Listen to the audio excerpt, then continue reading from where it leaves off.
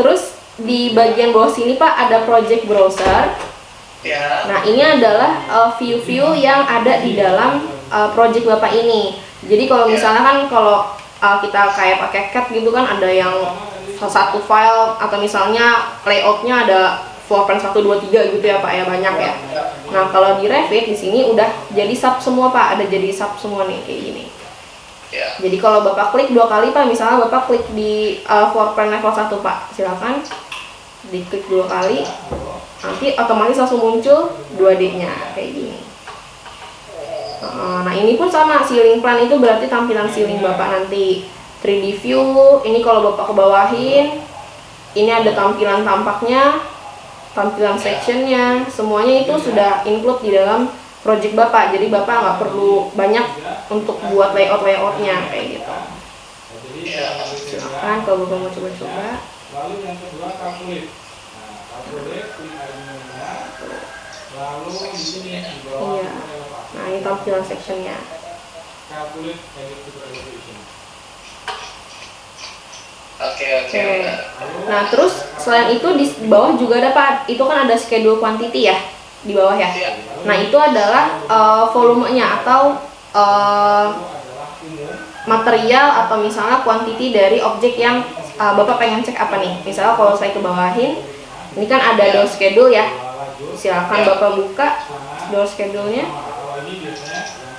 Nah, nanti muncul di sini ini jenis pintunya, lalu panjang lebarnya, panjang tingginya. Terus dia nanti ini dimasukin tipe materialnya apa, itu semua akan terdeteksi Pak di Revit.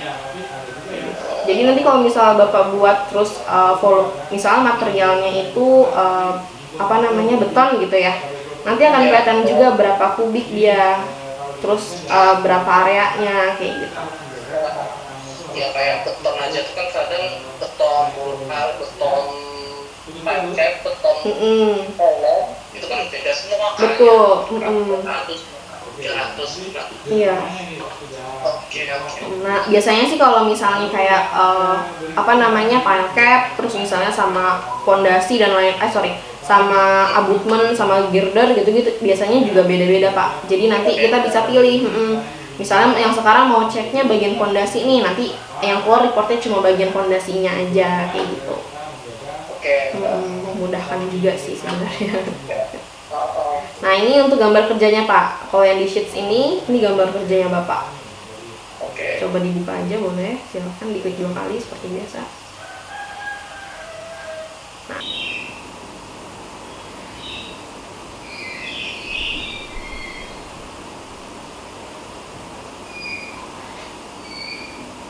Oke, nah ini ada namanya grid, jadi kita bisa view grid. Jadi kalau untuk yang awam, yang bukan surveyor, kadang-kala tidak tahu dia project di mana berapa koordinat. Di sini ada view, lalu ini hidupkan grid. Nah di sini bumi itu dipotong-potong, jadi tujuannya agar lebih flat. Jadi ketika kita survei, seolah-olah bahwa dari lokasi sini ke sini itu benar-benar flat versi datar. Jadi bukan cembungnya mengikuti cembungnya bumi gitu maksudnya, jadi lebih memudahkan. Nah, koordinat untuk kita mengkontrol ke civil 3D ya. Ini ada notepad. Oke, saya taruh di sini Ctrl V. Jadi seperti koordinat ini tidak boleh ada tambahan ini ME seperti itu. Jadi kita kasih tanda koma, lalu kita ambil langkah berikutnya. Bukan 2 objek sekaligus atau 3 atau lebih, kita bisa lakukan dengan cara menahan tombol kontrol pada keyboard, lalu kita klik. Nah, di sini muncul. Kemudian kita hidupkan soilnya, sama juga di sini.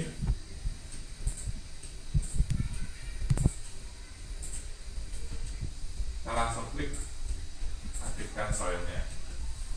Nah, di sini kita dapatkan parameter awal di mana dia masih dalam kondisi aslinya.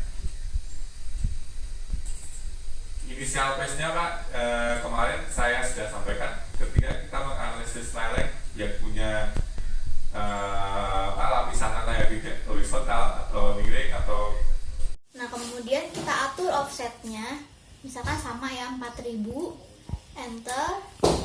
Kemudian, nah kita arahkan ke sini.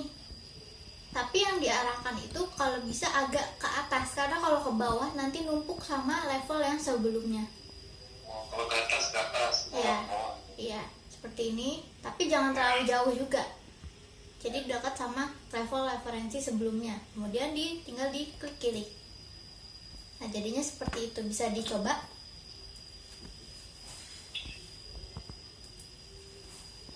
Di tab structure, level, pick lines, offsetnya diganti. Ya. Kemudian diarahkan mouse-nya. Ya, tinggal diklik. Oke. Betul. Kemudian ada juga cara lain. Takutnya pas masuk udah di keep, masuknya itu jadi ke keep dan bingung sendiri gitu. Jadi ini sepele tapi emang unit itu paling important gitu, paling penting. Kalau salah unit udah salah semuanya di desainnya. Misalkan nanti kita masukin material terus salah unitnya, bisa-bisa keberatan strukturnya atau terlalu ringan strukturnya karena unitnya misalkan 1 kilo jadinya diisinya misalkan 1 kilonewton atau seperti apa gitu. Nanti ada mau pakai British bisa seperti itu.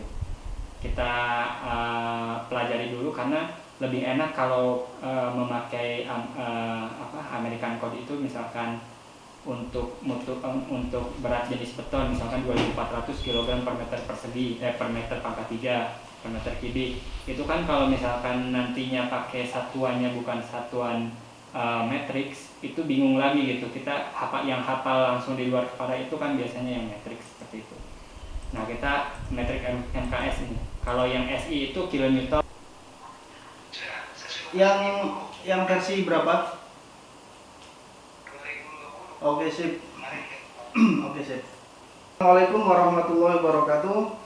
Baik, perkenalkan nama saya Sandi Triasnanda. Kita sekarang belajar untuk sesi pertama yaitu software InfraWorks. Oke, kali ini kita akan membahasnya di proyek infrastruktur, khususnya infrastruktur jalan. Sekarang di sini di tampilan ada model builder toolsnya. Terus di sebelahnya ada new dibekali oleh namanya foto udara. Seperti Bapak yang seperti lihat ini.